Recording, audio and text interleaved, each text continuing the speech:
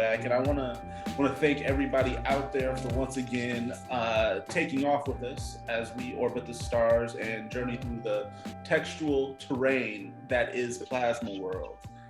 My name is Blane Pierre. I am here with Mr. Anwar Bey.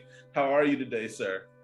Hey, what's up, y'all? I'm coming in live and direct from Brooklyn, New York, where it's very cold and crisp and wet and horrid. It's horrible outside. Horrible. I wish I could say the same thing, but it's not. On this side of the world in sunny Los Angeles, California, it would be bad. I almost thought about wearing shorts today. But that's not what we're here to talk about. We are here to talk about episode 3 in PLASMAworlds. First of all, we jump in and it's completely different than anything that we have ever experienced so far in PLASMAworlds, in that we open up on a scene in which Zikasex is with his, I don't even know how to refer to them as, they're lovers, but there's so much. And what I want to do is if you could describe the different loves that you have, because to paint a picture for the people at home, we are in the subverse, and Zakas is with his significant others. Lovers. His lovers. They are. Right. He's an artist. They're lovers. Let's call it what it is. Yeah, 100%. They love him. They love Zakas X. And you describe it very well. Right. But you describe each one of them fulfilling a different need or a different type of love for Zakas X. Can we get into that?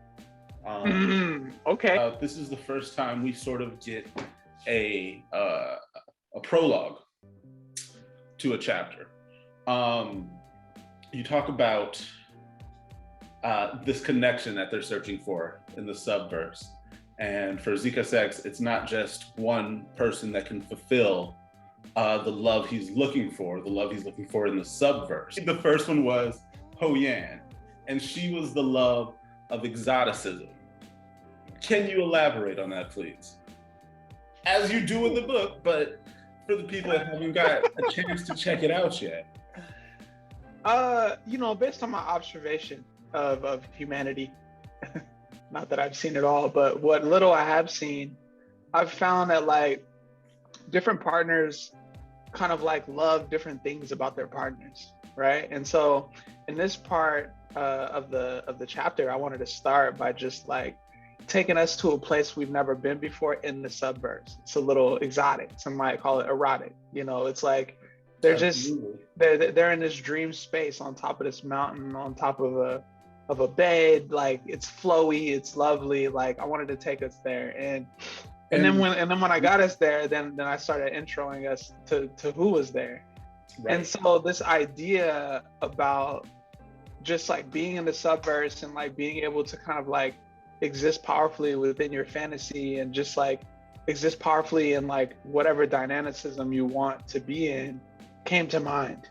And so, I didn't want to just say he's in the bed with 4 women, or I didn't want to say they are in the bed with 4 women. I wanted to kind of introduce us to why, and what the connection is. And so love came to mind because it's a love that hurts. And so for the first partner, it was exoticism. And exoticism is when like you're experiencing and you're engaging with something that you probably didn't even know existed until you did. And so now you're just in this space where you're just marveling at that beautiful, unique, unforgettable thing that is now in your life. And some people fall in love and yeah. As the writer, you definitely describe it well. And with the other loves, if we can get into the second one, the love of perspective, because what I love about this is how it's not just about what most would consider a foursome would be. It's not all sexual, there's different loves going on. And when you talk about the love of perspective, this partner's name is Winta, and what she loved was him being a mastermind of applicable logic, right? Yeah, applicable logic. But this is more of a love of the mind, somebody that you can really vibe with. And can you elaborate on that? Because this is one of the most necessary things, at least to me, that one should be looking for, that I look for, is somebody that you can connect with mentally on a different level. You know, we're all gonna be old one day. I think that not everybody necessarily connects action to ideas. And I think that a great way to connect action to ideas is to use applicable logic. And so applicable logic is when is my definition of this made up thing is when you can break down into micro kind of baby steps action that is easily executable. And so I imagine that Winta is someone of great ideas, and perhaps they've been living their whole lives with these ideas, but perhaps they're not in a community, or let's say a culture, or in an economic class, quote unquote, that assails them to being able to put action and to design steps for their ideas until they meet Zakas X. And then they're like, oh shit, like they got the juice, right? And so it's like at that point, like they fall in love with that access. They're like, well, I need to keep the juice close. Absolutely. I love how you put that. They got the juice. That's the truth, though. Now, in this beautiful foursome on top of a mountain, and once again, I want to shout out the artists. They have done an excellent job at adding the visual aspect to your words. Travis Burgess at it again. At it again, and keeping it coming, because it gets better later. Like that's just one of the opening shots, and the art that comes after this is absolutely superb. And one of the I don't want to jump ahead. We're gonna get to it. Yeah, we're gonna get to it. Let me just say that this is probably my favorite chapter out of all of them, because there's so many aha moments, in part 3, remind me the name of part 3. Right? Yeah. This is where it all comes in. When the fourth love is Boipelo, I was like, oh, she's cold. She's cold. As ice. Like love for sale. Like, what are you doing? And then I thought back to my man on the train, and I'm like, man, you can't love them hoes. At all. She's not for everybody. Like, but dude, imagine. But she's for the imagine she's on the Zoom call, they're in Subverse, they're in the bed getting it, and then boom, it's over. And imagine she just turns it off and then goes straight to work. That's it. Like, hello? And she was there for the money anyway, and here we go. Only there because she got paid. But that's what I love, is that in this one, the worlds collide, and all the questions you sort of had in the first 2 chapters, boom, come together, and now this world makes more sense than ever, and it's like you said, it's opening up for us, which I absolutely love, and once again, Boipelo and her ruthlessness is the only way I can describe it. Now, no, she's cold. She's cold, and it's hard not to love her. Now, I want to actually go back and talk about what we were just saying about how when it was over, boom, you're unplugged, you're gone. And I think this is starting to ring to sort of what we experience today, and how dating is, especially with being able to swipe and pick who you may want to choose to spend some time with, is, people ghost people all the time now. There's a lack of explanation. There's a lack of empathy. Ruthless. It's I'm done, gone, thank you. Right. See you next lifetime. And boom, straight through the body. Just samurai sword from the left to the right. Done. I'm out. I'm done. And that's that. And it's becoming, and going back to why I like you describing the different loves, is because absolutely sometimes somebody can only fulfill certain aspects that you're looking for. Mm-hmm. And why deny that experience just because it's not everything you want? You know, right? And instead create possibility out of it, right? Because like they're all clear on what's happening. They're like, cool, micro fulfillments, right? Where it's like, and they're all connected, right? So it's like they're all there because they want to be there. They're all getting from it their own like kind of unique recipe of joy and happiness and love. And on the other side of that fateful coin, because we did skip the third love, but the third love of Zakasex's is actually Caleb. And she is the one that actually loves Zakas. And he is just unaware of it. And isn't this the tell of love throughout time? Oh, he's going deep. You know. He's going deep, go in. What is the tell of man? Core number 3 wants to give her full heart and attention to this man who could not care less about her. And then this is a tale as old as time. It is. It's sad, it's cold, but it's human, right? It's very human. It's very human. It is. So maybe it's not sad. Maybe it's not cold. Maybe it's just human. Maybe it's just nature. Maybe it's just right. Maybe it's just the wind. Maybe it is. Because I really enjoyed Boipelo coming into this. We're back with her now. We're no longer in Zakasex's world. We are firmly being guided through Zanzibar, which I will get into later. We're being guided by Boipelo, and she is immediately off to a new job, express lane initiated. Now, I love these little sentences you put at the end because it adds such a great visual component. You know she's going, like you get hyped up. You're like, oh shit, we're getting in the express lane. Here we go. Right. But also into the same express lane that in the previous chapter, who got in? The service robot got in. Oh shit! And we find out that truck we thought was a truck wasn't a truck. It was the focused rhinoceros with tunnel vision that was Boipelo at that time trying to get that money. Off to the exact same job, and she, in the most literal sense, crushed the competition. Hello? Wow. Without a glimmer of thought. And when those two things come together, and when you realize it as a reader, you're just like, oh, man. It hurts all over again. And once again, the art adds so much to it. The art really brings you there.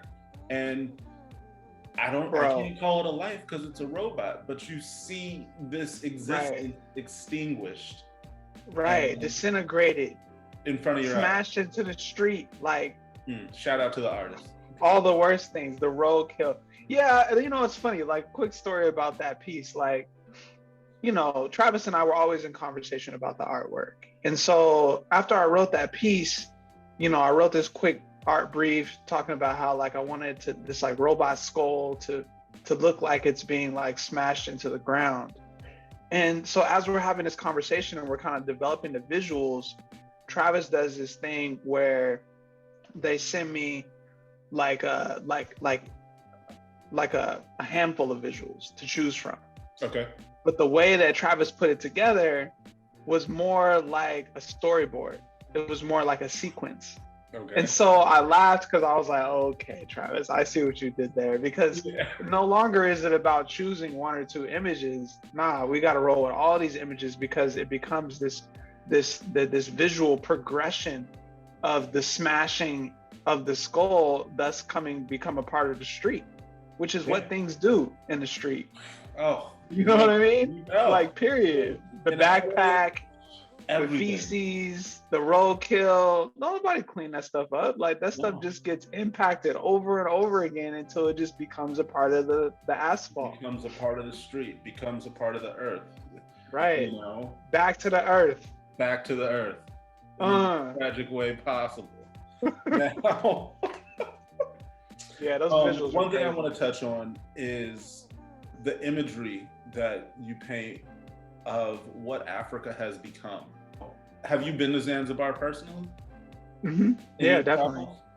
And is this something you still see after being there personally? Because I know you wrote this before, having gone a bunch of places, but I know that you mentioned Zanzibar was once a great spice hub historically. Right, right. And now it's a hub of technology, which things will all be because of its location. Do you really see this? I mean, why pick Zanzibar? That's where the imagination kicks in. You know what I mean? Like Zanzibar is so beautiful. It is my favorite place on the planet at this point in my travels. It's just so free. It's so African. So like just so people of color. Like you could just everybody's from everywhere. Like we got, you know, people from all over the world in Zanzibar, and they're all there for the African way. And so that's the reason why I picked Zanzibar, because Zanzibar isn't necessarily leaning into, you know, turning into like a metropolitan place, but you know, this is the imagination. And so personally, if I could pick a place to make metropolitan and build out in some crazy technological space, like I would choose Zanzibar. It's just such a special place. Okay. And so that's where that comes in at. Yeah. Not only that, but its access to other places and continents in the world is unique. Exactly. And also, you know, when I'm in Zanzibar, I literally feel like I'm in the San Francisco of 600 years ago. Like it has that energy. Wow. Like the way that the buildings are built uniquely, artistically, the way that the streets are set up like no other streets on the planet. Like you could tell that like Zanzibar was the hub of like artists, and they came to get money and access, and instead of gold for San Francisco or tech, you know, for San Francisco, it was literally spices. Yeah. People were traveling from around the world to trade spices, and then that's what made Zanzibar the spice trade capital of the world. It's nice. Well, yeah. The picture you paint of a future Zanzibar is actually very beautiful. There's moving on. There's something that you do quite often that I enjoy. Can you explain to me why it's referred to as economy instead of money? I love it. I love it because that's what it is. But I need a broader explanation from the author. Man, listen, we're just riding with the spirit of Wu-Tang. You know, that's Ghostface, that's Raekwon coming in with their lingo. I love just it. flipping it a little bit, but maintaining the definition, you know, like, Indeed. Yeah, that's just a saying that I have, like access to economy. Get your access to economy up. Step your access up. Hey, you know, get your access up. I love it. I love it. Now, we're back on the hunt with Boy Pilo. And we are now in the I'm gonna mess up the name, but the Beira Hills of Zanzibar. And Beira, yeah. So Beira, real quick, Beira, Mozambique, right? So I'm in Zimbabwe. I'm in Harare, Zimbabwe, and they're using the US dollar, but they're using it like just differently. Like it was like $20 for a sandwich. I was like, okay, I gotta go. So, so what I did was I wanted to go to Mozambique next, but I didn't know anyone in Mozambique. I had never been there.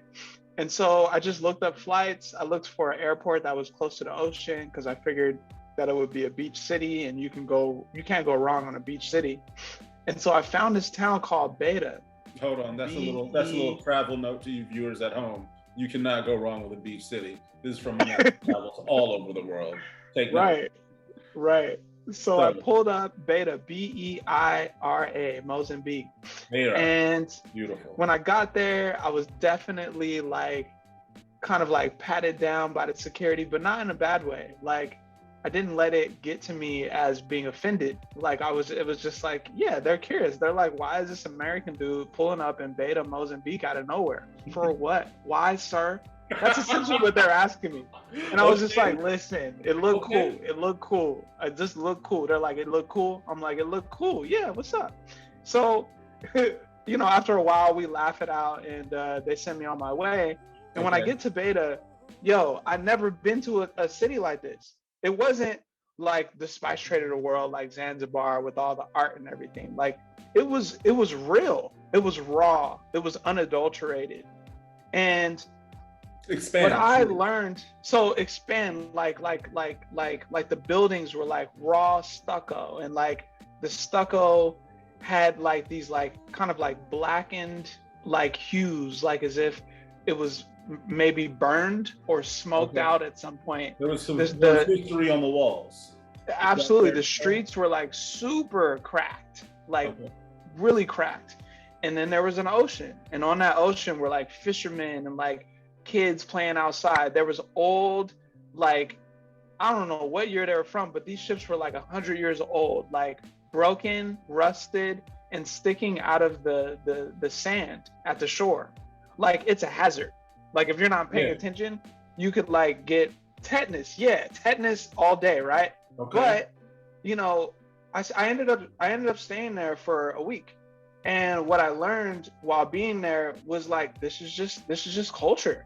Like everybody just gets it. Like it's not a hazard to them. Like these buildings are not, you know, in horrible shape like to the people that live there. Like for the people that live there, this is just life. And then when I stopped seeing it from that comparative visual, I started to get lost in the beauty of how everybody moved and connectivity and like just how everything flowed so amazingly.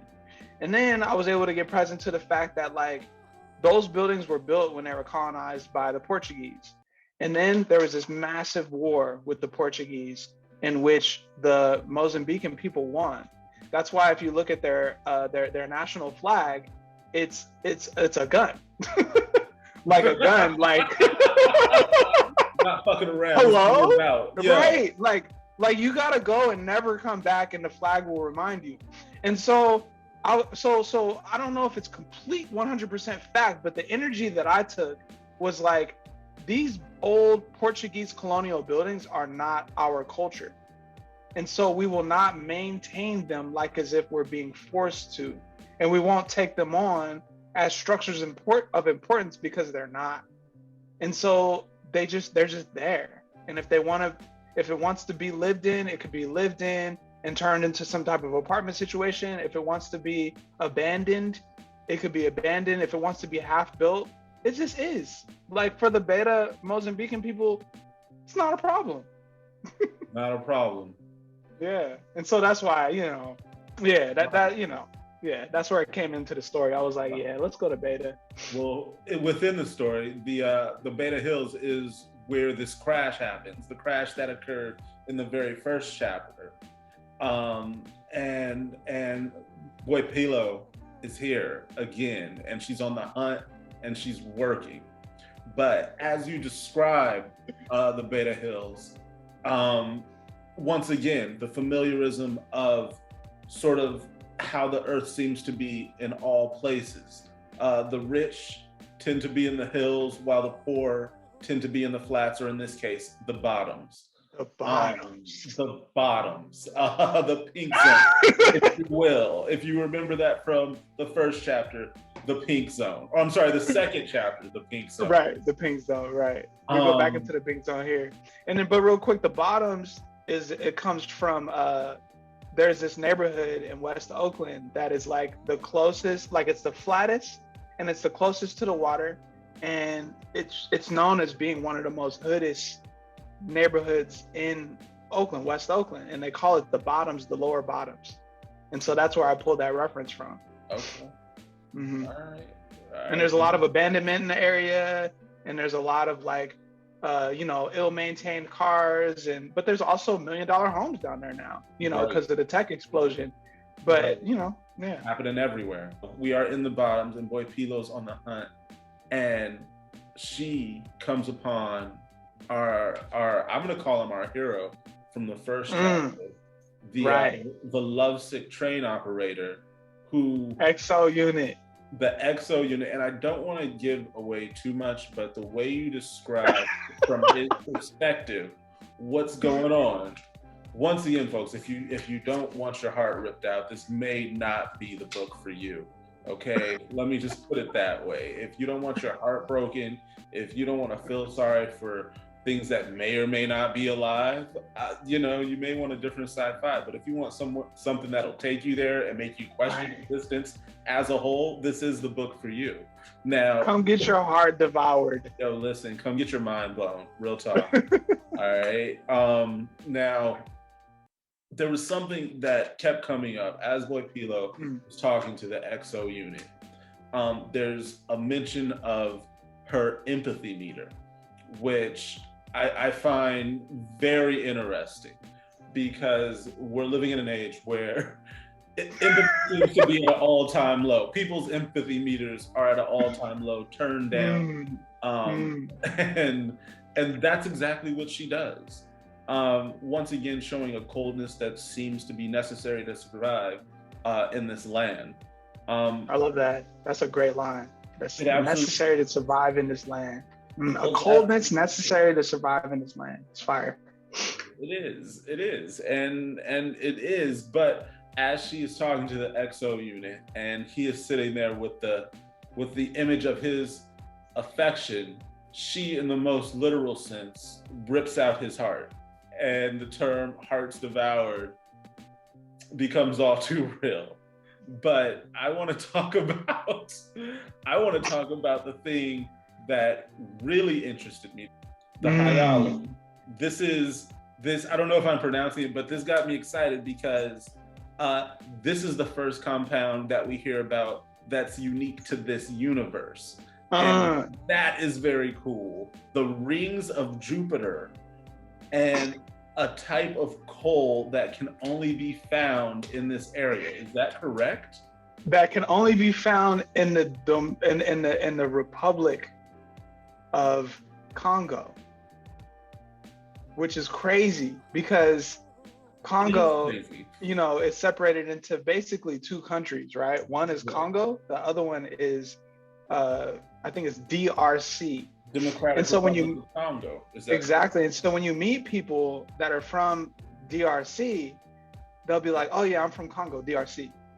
And then you're like, I remember when I first heard that when I was in South Africa, I was like, "What? Like, what are we talking about?" But then I learned, right? It's you know, war and separation of state.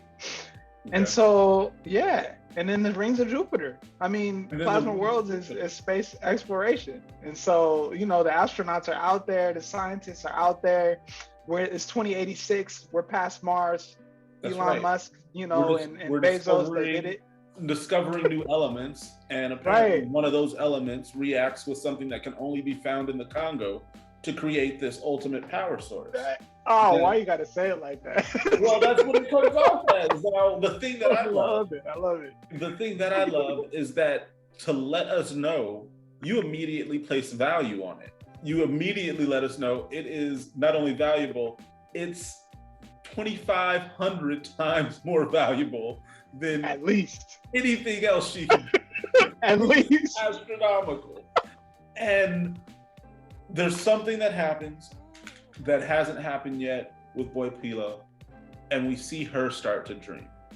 We hear her start to think about what could be next for her, how she can maybe go see the stars one day, you know? And once again, just as we see that dream coming, not to fruition, but sort of being birthed, we are met with the tragicness that it seems to be PLASMAworlds, because somebody's checking her out through a scope. Right. That's how we ended chapter 2, with her in the crosshairs. She doesn't know. She can't think of anything but her dreams right now. Right. In the crosshairs. Jackpot. And let me ask, because the thing that I got from this, and it messed me up a little bit, is, you know, it's in life, I've always tried to manage expectations, because I feel like when you get too pumped about something, that's when you're in the crosshairs. Like, I related to this so much. It's don't dream too big, because somebody's gonna snipe you, you know? Wow. And it's not sort of the greatest feeling to have, but it is definitely something that I can relate to, you know? Is daring to dream Yeah, I mean, yo, man, I'm gonna tell you right now, working in a corporate workforce, I've been sniped. You know what I mean? Like it's almost like as if it's a part of culture uh, Absolutely. to do that, to stop people from, fully developing. To In creative spaces, wanting to keep them right, pigeonholed. right, and it's cold work. I remember I was working one job, and they fired me after we finished a project, and as we were getting started on the sequel for that project, they let me go because they said I was late too much. And I was That just doesn't like, sound dude, like you. I work overtime all the time. But that's beside the point. Like what I found out a few years later from a dude that was on the team was that when bonuses came out, literally 1 month after I was let go, they were for 200% salary, like 200% of the salary. That's what the bonus was. Okay. It's a huge So bonus. if I was making 100K Yeah. salary, when bonuses came out, it was 200,000. And they chose to let you go instead of pay you? I don't even think it was that they were trying to save money. I think it was just they didn't like me. They weren't feeling me, my energy. For them, I think that they were present to like when they found success in what they were making, they felt like only they wanted certain people to be a part of that success boat. Absolutely. And if you weren't of their energy, if you weren't of their tribe, if Yep. you weren't engaging and interacting and living life from the same context in which they were, which I wasn't, I'm not them, How could you you? know, How could then you? yeah, You know? then it becomes a part of business to just extract the resources and then just throw it aside when you're done with it, which brings us all the way back to a love that hurts. This is what you're describing is not unfamiliar. I think especially in creative spaces, in creative work. Mm-hmm. You know, when you hear when everybody sort of talks about how Edison was this great inventor, and then you get older and you find out no, Edison had a bunch of great inventors working for him, and then all their work under his name. You know, and when it all comes to light, you sort of realize, and much respect for you doing this, is I got to put out my own work, otherwise somebody will use me up and use my genius to make themselves rich. You know, Right. And Exactly. And this has been exciting, but once again, we're going to leave the audience in the crosshairs and let you know that we will be back with part 4. Are we on 10 yet? The finale. The way you say it though, it's like you get it. I love the energy. Are we on 10 yet?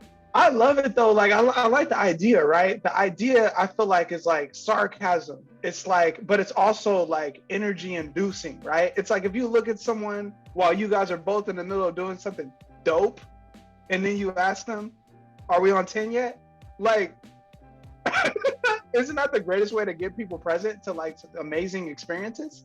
Yeah. And so that's what I wanted to bring to the finale. Okay, well, you know, I'm like, could it be any better?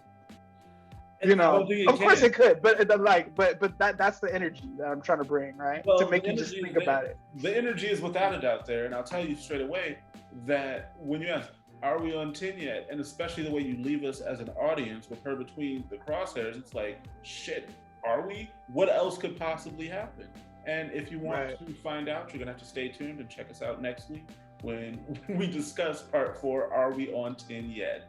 The finale. Absolutely. Of PLASMAworlds. I am Blane Pierre. Thank you, Mr. Anwar Bay Taylor, once again for spending time with us, letting us into your world. Thank you. And before we let him go, wait. Okay, so this is what I did recently. I was on Google. I typed in PLASMAworlds into the search engine. Blane, my SEO is perfect. Only everything PLASMAworlds comes up in the Google engine for all the pages. You can just keep on clicking and it's just every single PLASMAworlds thing.